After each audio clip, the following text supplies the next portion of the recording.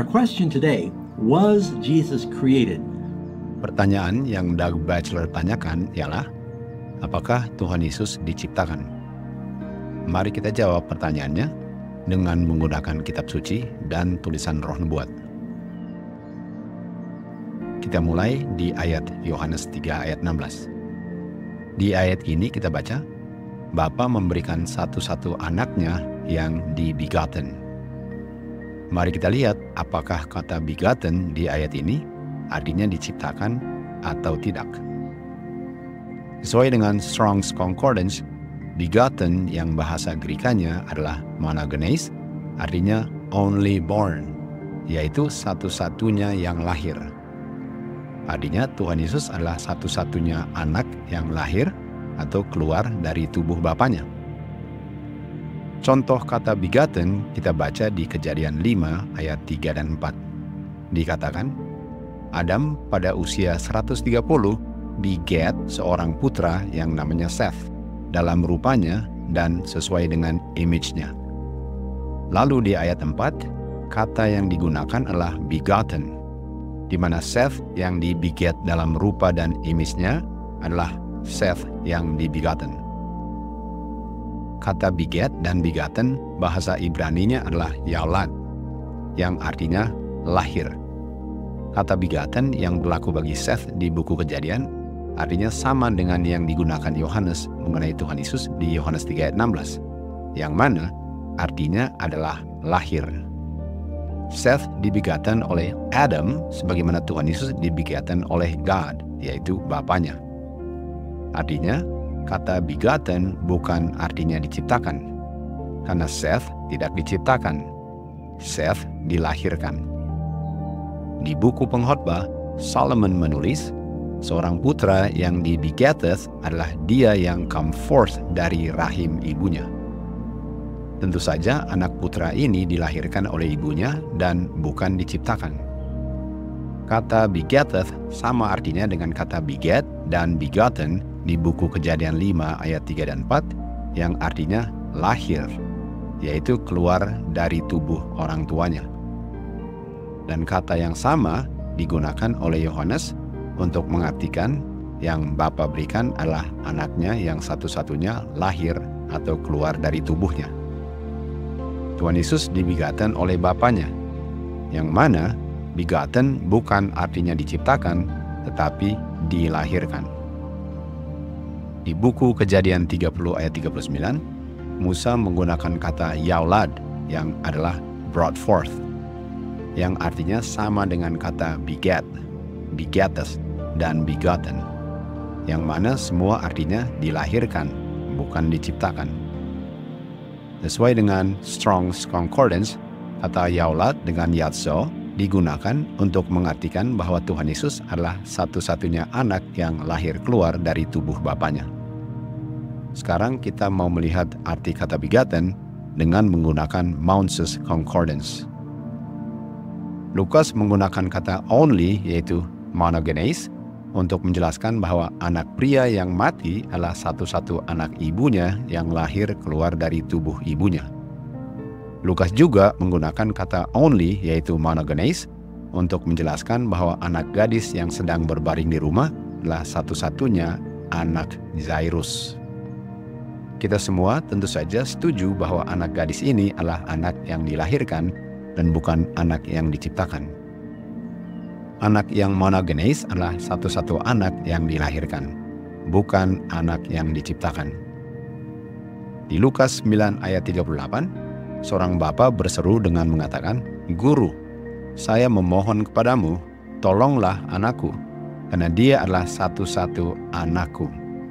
Kata only yang adalah monogenes, artinya satu-satunya yang dilahirkan, bukan satu-satunya yang diciptakan. Kata begotten ini kita baca juga di buku Ibrani yang berlaku bagi Ishak, anaknya Abraham. Walaupun Abraham anaknya lebih dari satu, namun Ishak adalah satu-satunya anaknya yang dilahirkan secara supernatural, sementara anak-anak lainnya dilahirkan secara natural. Isaac adalah simbol dari Tuhan Yesus. yang mana Tuhan Yesus adalah satu-satu anaknya Bapa yang lahir keluar dari tubuh Bapanya. Kita tahu bahwa Isaac dilahirkan, bukan diciptakan. Dan karena Isaac adalah simbol dari Kristus, artinya Kristus yang adalah kenyataannya dari simbolnya, sesungguhnya adalah satu-satu anak yang keluar dari tubuh Bapanya, bukan anak yang diciptakan oleh Bapanya. Jadi sejauh ini, kesimpulannya adalah Kristus tidak diciptakan, karena Kristus dibegotten, yaitu dilahirkan keluar dari tubuh Bapanya. Kita akan melihat kembali arti kata begotten dari Mounce's Concordance, yang menjelaskan bahwa kata only, yaitu satu-satunya, artinya unik. Unik artinya berbeda dari yang lain, dan tidak ada yang sama. Jadi pertanyaannya, dalam hal apa Kristus sebagai anaknya God yang unik? Kita baca tulisan E.J. Wagner, dia menulis, memang benar bahwa Bapa banyak anak-anaknya. Namun Kristus adalah satu-satu anaknya yang Bapa lahirkan. Dan oleh sebab itu, arti kata only yang artinya unik, di mana tidak ada makhluk yang pernah ada dan yang akan menjadi ada, yang dilahirkan keluar dari tubuh Bapa di surga. Karena hanya Kristuslah yang anak Bapa yang lahir keluar dari tubuhnya God. Malaikat-malaikat di surga dan Adam juga adalah anak-anaknya God. Tetapi mereka adalah anaknya God yang diciptakan, bukan dilahirkan. Orang-orang Kristen juga adalah anak-anaknya God. Tetapi mereka bukan anak-anaknya God yang dilahirkan keluar dari tubuh Bapa di surga. Mereka adalah anak-anak yang diadopsi. Namun, Kristus adalah anak satu-satunya God yang dilahirkan keluar dari tubuh Bapanya. Dalam hal inilah, Kristus adalah anaknya God yang unik. Karena hanya Kristuslah yang adalah anaknya Bapa yang lahir keluar dari tubuh Bapanya di surga. Sister White mengkonfirmasi apa yang ditulis oleh E.J. Wagner di Signs of the Times. Dia mengatakan bahwa Bapa memberikan satu-satu anak yang dibegotten, di mana yang Bapa berikan bukan anak yang diciptakan, sebagaimana malaikat-malaikat diciptakan, bukan anak yang diadopsi, sebagai anak-anak yang dosanya diampuni, tetapi yang Bapa berikan adalah anak yang dibegotten. Sangat jelas kita lihat di sini bahwa kata begotten artinya bukan diciptakan. Dengan sangat jelas kita mengerti bahwa Kristus bukan anak yang diciptakan oleh Bapanya. Arti kata begotten berbeda artinya dengan kata diciptakan. Tuhan Yesus dibegotten, bukan diciptakan. Dan karena kita sudah mengerti bahwa arti kata begotten adalah dilahirkan, artinya untuk dilahirkan berbeda artinya dengan diciptakan. Kristus adalah anak Bapa yang dilahirkan, bukan anak yang diciptakan. Kata only artinya Kristus adalah anak Bapa yang berbeda dengan malaikat-malaikat dan Adam yang diciptakan. Sehingga jikalau Kristus adalah anak yang diciptakan, artinya Kristus bukan anak Bapa yang unik. Sehingga kata only tidak boleh digunakan dengan kata begotten. Artinya kata only begotten bukan artinya satu-satu anaknya Bapa yang diciptakan, tetapi artinya adalah satu-satunya anak Bapa yang dilahirkan keluar dari tubuh Bapanya.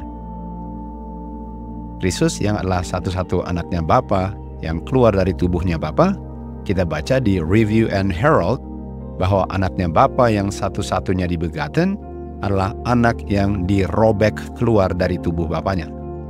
Tore from the bosom of his father. Kebenaran ini kita lihat waktu Hawa yang bahan tubuhnya diambil keluar dari tubuhnya Adam, sehingga Adam dapat berkata, Hawa terdiri dari bahan tubuhku, tulang dari tulang-tulangku, dan daging dari dagingku. Sister White menulis, Hawa adalah bagian dari Adam, di mana bahan yang digunakan untuk membentuk Hawa adalah bahan tubuhnya Adam. Adam mengatakan bahwa Hawa adalah bagian dari dirinya sendiri. Sebagaimana Bapa juga dapat mengatakan bahwa Kristus adalah bagian dari dirinya sendiri. Sister White menjelaskan kebenaran ini waktu dia menulis, Bapa telah mempersiapkan rencana yang akan menjembatani manusia yang telah berdosa dengan dirinya. Dan bahan apa yang Bapa gunakan sebagai jembatannya?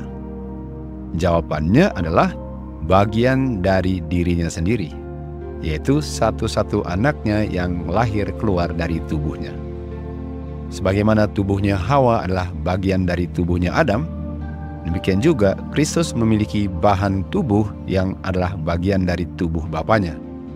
Karena Kristus keluar dari tubuh God. Kristus tidak diciptakan. Kristus adalah anak satu-satunya Bapa yang dibegotten, keluar lahir dari tubuh Bapanya.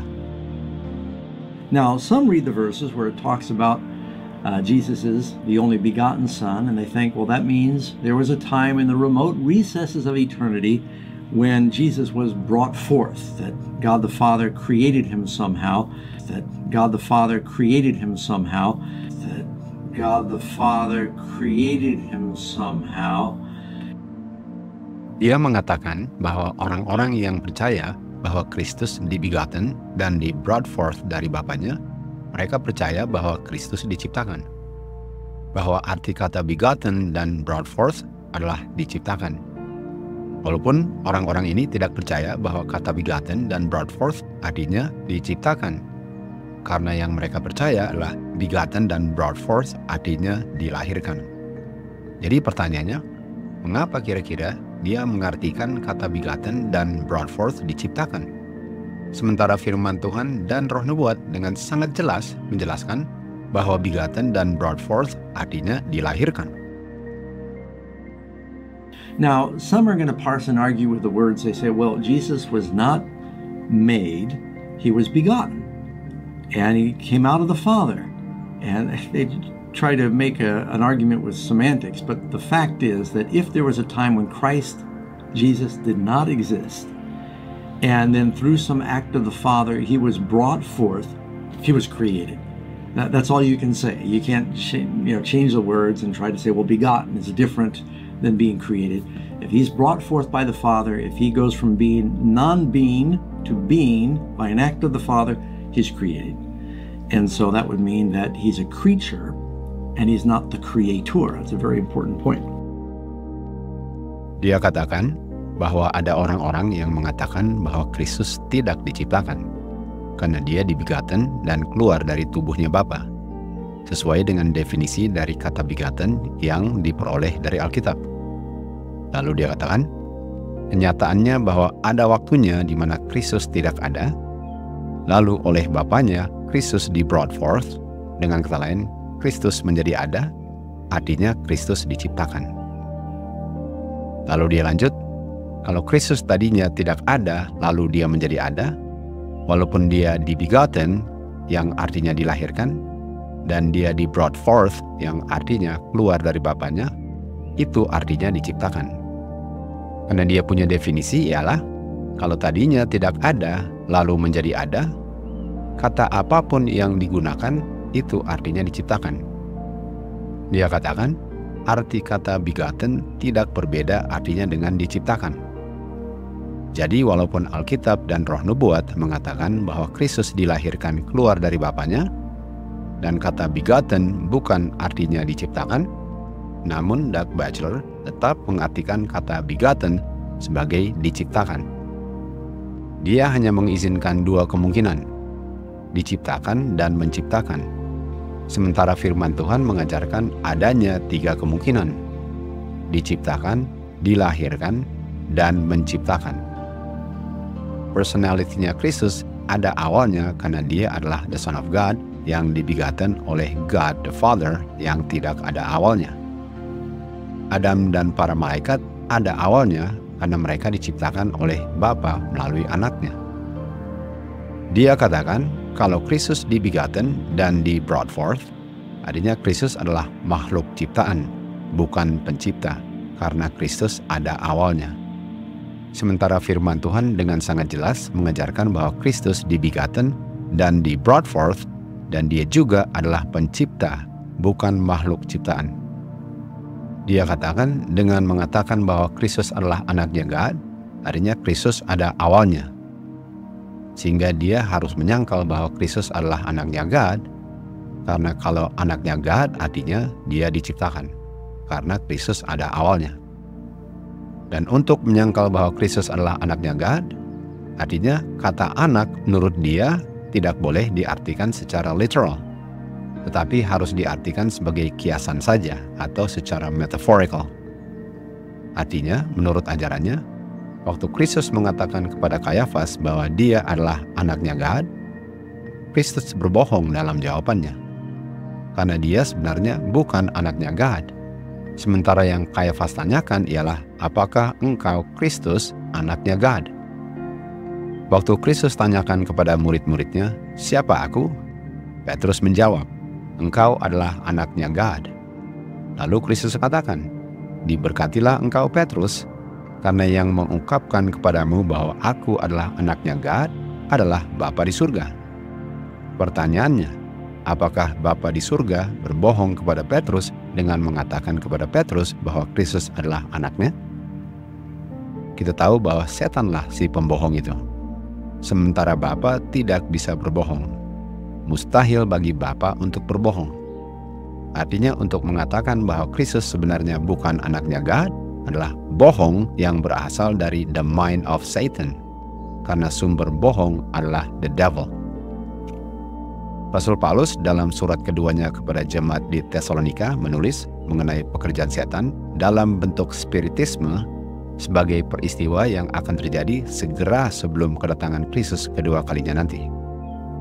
Petrus juga menulis mengenai bahaya yang gereja akan hadapi di akhir zaman sebelum Kristus datang di awan-awan nanti.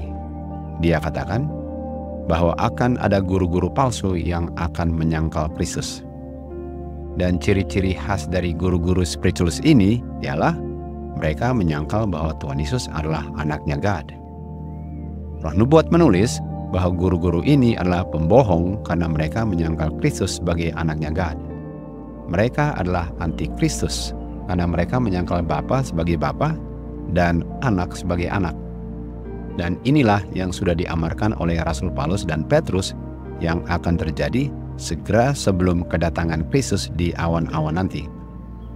Inilah tandanya bahwa pintu kasihan sudah mau tertutup, bahwa kita sekarang sedang hidup di akhir sejarah dunia ini dengan adanya ajaran-ajaran spiritualisme ini. Hawa tertipu dengan ajaran spiritualism di Taman Eden.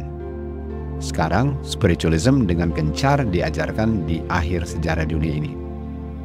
Yang mereka ajarkan sekarang bahwa kalau Kristus dibegotten artinya dia diciptakan.